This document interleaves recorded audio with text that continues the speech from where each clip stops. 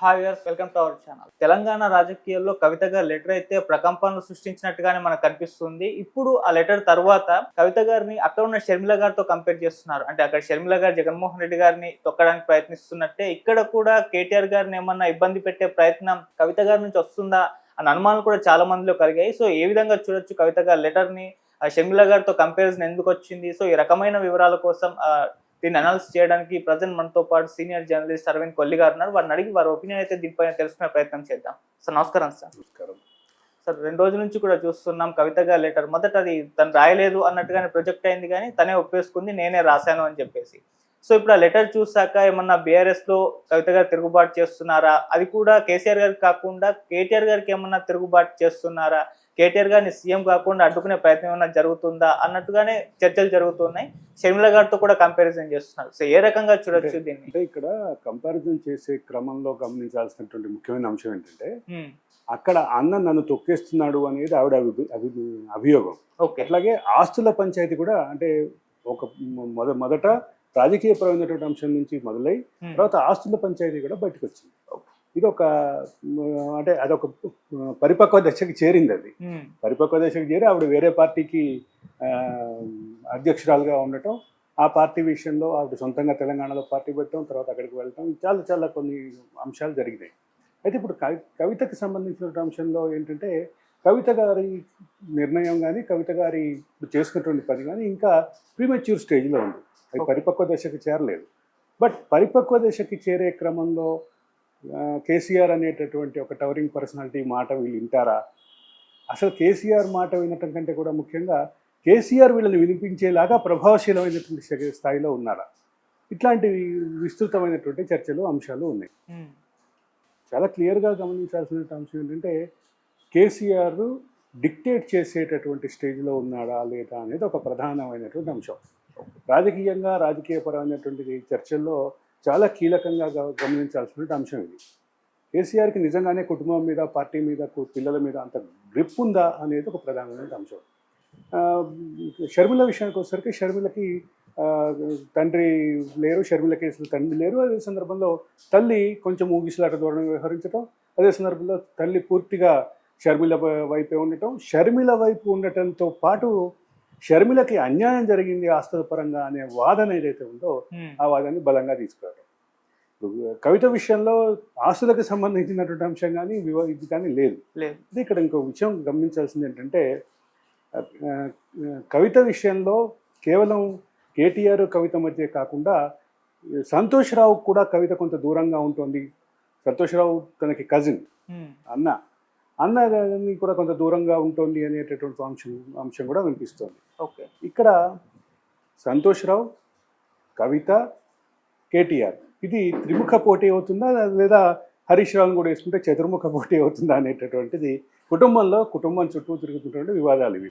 అయితే ఒక విషయం మాత్రం ముఖ్యంగా గమనించాల్సింది అంటే ఈ మొత్తంలో కేసీఆర్ ఏ రకమైనటువంటి నిర్ణయం తీసుకోబోతున్నారు అంటే తెలంగాణలో కానీ ఆంధ్రాలో కానీ ఉన్న కుటుంబ వారసత్వం కొడుకుకి ఇచ్చేటటువంటి ఒక అలవాటు ఏదైతే ఉందో అదే ప్రకారం తన రాజకీయ వారసత్వాన్ని కూడా కొడుకుకే ఇస్తారు అనేటటువంటి ఇండికేషన్స్ ఒక పక్క కనిపిస్తుంది.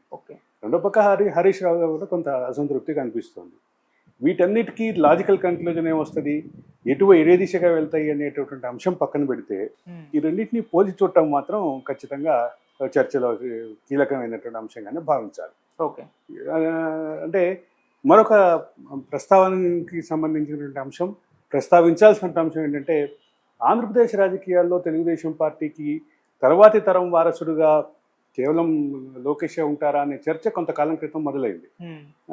లేదా ఆంధ్రప్రదేశ్లో లోకేష్, తెలంగాణలో జూనియర్ ఎన్టీఆర్, లేదా మొత్తం పార్టీ పగ్గాలు జూనియర్ ఎన్టీఆర్కి ఇవ్వాలి అనేటువంటి ఒక చర్చ జరిగింది. ఆ చర్చకి ఆల్రెడీ రాజకీయపరమైనటువంటి పరిష్కారం చేసినట్టుగానే కనిపిస్తోంది తెలుగుదేశం. తెలుగుదేశం మొదట్లో లోకేష్ లాంచింగ్లో కొంత ఇబ్బంది అయినప్పటికీ తర్వాత క్రమంలో లోకేష్ని పర్ఫెక్ట్గా లాంచ్ చేసినట్టుగానే భావించాలి. ఇది ఒక పక్కన ఉంటే ఇక్కడ 3 కుటుంబాలకి సంబంధించిన అంశంలో తెలుగుదేశం ఆ రకమైనటువంటి అంటే ఆ పరిపక్వ దశలో పూర్తి స్థాయి లేనిది, వైఎస్ ఫ్యామిలీకి సంబంధించినటువంటి అంశంలో పొలిటికల్ హెరిడిటరీని క్లెయిమ్ చేసేటటువంటి అంశంలో జగనే పూర్తి స్థాయిలో నిలబడినటువంటి పరిస్థితి కనిపిస్తుంది. అయితే జగన్ ఎంత మేరకు ఇబ్బంది పెడుతుంది షర్మిల అనేటువంటి అంశం ఒక పక్కన ఉంటే, మరో పక్క ఇక్కడ ఎవరిని ఇబ్బంది పెడుతున్నారు అనేది కూడా భవిష్యత్తులో చూడాలి. ఓకే సార్, ఇక్కడ ఇంకో చర్చ కూడా జరుగుతుంది. మరి అక్కడ షర్మిల లాగానే ఇక్కడ కవిత గారు ఏమన్నా సొంత పార్టీ పెట్టే ఛాన్సెస్ ఏమన్నా ఉన్నాయా? పార్టీ పెట్టిన ఆ స్థాయి వరకు బీఆర్ఎస్ తీసుకెళ్లిన స్థాయి వరకు తీసుకెళ్లాలా? ఆవిడ రెండు పేర్లు ఆలోచిస్తుంది పార్టీకి అనే దాకా కూడా చర్చ వెళ్ళిపోయింది. అవును, రాజకీయ వర్గాల్లో ఒక పక్క. అదే సందర్భంలో ఆవిడకి చుట్టూ ఉన్నటువంటి ఆవిడ వర్గం నాయకులుగా చెప్తున్నటువంటి వాళ్ళలో కూడా ఆ రకమైనటువంటి చర్చ అయితే విస్తృతంగా జరుగుతుంది. పార్టీ పేరు తెలంగాణ జాగృతిని పెట్టాలని ఒక పక్కన, లేదా తెలంగాణ బహుజన సమితి పెట్టాలి అనేటువంటి ఒక పేరు. ఈ రెండు పేర్ల మధ్య చర్చ కూడా జరుగుతుంది. జరుగుతున్న క్రమంలో ఈ పూర్తిగా మెచ్యూర్ అయితే ఈ పరిపక్వ దశకు వస్తే తప్ప ఈ విషయాలు పూర్తి క్లారిటీ వచ్చే అవకాశం అయితే లేదు. సార్ ఇంకోటి కూడా కేసీఆర్ గారు దేవుడే, కాకపోతే ఆయన పక్కకు దయ్యాలు ఉన్నాయని చెప్పి కూడా మరి అది ముఖ్యమైన అంశం. కేటీఆర్ గారిని ఉద్దేశించి చేసిందా అని కూడా చర్చలు జరుగుతుంది. ముఖ్యమైన అంశం. కేసీఆర్ దేవుడు, ఆయన చుట్టూ దయ్యాలు ఉన్నాయి, ఆయన చుట్టూ కోవర్టులు ఉన్నారు అనేది ప్రధానంగా ప్రశ్న. ఇప్పుడు కోవర్టులు అంటే ఎవరికి కోవర్టులు? అదే సందర్భంలో కేటీఆర్ మాట్లాడుతూ కూడా కోవర్టులు అనే పదం వాడారు. కోవర్టులు అంటే ఎవరు కోవర్టులు? రేవంత్ రెడ్డి కోవర్టుల, నరేంద్ర మోడీ కోవర్టుల, బీజేపీ కోవర్టుల, కాంగ్రెస్ కోవర్టుల, అంటే కాంగ్రెస్లో ఉన్నటువంటి వివిధ వర్గాల్లో ఏ వర్గానికి కోవర్టులు? అదే సందర్భంలో కాంగ్రెస్లో ఒక విస్తృత చర్చ ఉంది. తమ మంత్రులతో సహా చాలామంది మనం కేసీఆర్ కోవర్టులు ఉన్నారని ఇంత విస్తృత చర్చ ఉన్నప్పుడు ఇది ఒక రాజకీయపరమైనటువంటి డిబేట్ అయితే ఖచ్చితంగా జరుగుతుంది. ఒకటైతే క్లియర్, కోవర్టుల చుట్టూ మన దయ్యాల చుట్టూ తిరుగుతున్నటువంటి ఈ రాజకీయాల్లో ఒకటైతే క్లియర్.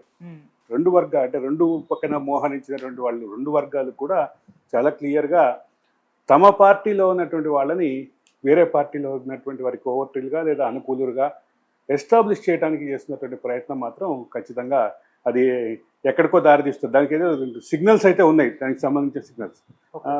అంటే ప్రస్తావించాల్సినటువంటి అవసరం లేకపోయినప్పటికీ ఒకటి ప్రస్తావించాలి.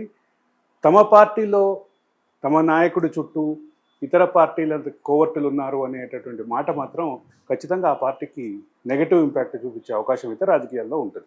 సార్ ఇంత చర్చ జరుగుతున్నా, ఇంత రాద్ధాంతం క్రియేట్ అయినా కూడా కేసీఆర్ గారు మాత్రం మౌనంగానే ఉన్నారు. ఆయన ఎక్కడ కూడా ఒక మాట మాట్లాడే ప్రయత్నం చేయలేదు. కేటీఆర్ గారు ఏదో మాట్లాడే ప్రయత్నం చేసినా అంటే తోసిపుచ్చేసినట్టుగా కనిపించింది. ఎందుకు అంటే ఇక్కడ ప్రధానంగా గమనించాల్సింది ఏంటంటే ఏ పార్టీలో ఉన్నటువంటి ఏ నాయకుడు ఈ అంశంపై మాట్లాడటానికి సిద్ధంగా లేరు. ఓకే, కవిత చేసినటువంటి ఆరోపణలకు కానీ, కవిత వ్యక్తం చేసినటువంటి అసంతృప్తికి కానీ, పార్టీ పర్ఫార్మెన్స్ మీద, పార్టీ నాయకుడి పర్ఫార్మెన్స్ మీద కవిత చేసేటువంటి వ్యాఖ్యలు కానీ, ఈ అన్ని అంశాలకి వాటిపైన మాట్లాడటానికి ఖచ్చితంగా TRS party alias BRS party సిద్ధంగా లేదు. సిద్ధంగా లేని దశలో కేవలం ఆ పార్టీ వర్కింగ్ ప్రెసిడెంట్గా ఉన్నటువంటి కేటీఆర్ మాత్రం కొన్ని వ్యాఖ్యలు చేశారు. ఆ వ్యాఖ్యల్లో కూడా ఎక్కడ పేరు లేదు. అదే సందర్భంలో సూటిగా విమర్శలు కూడా లేవు. అవును.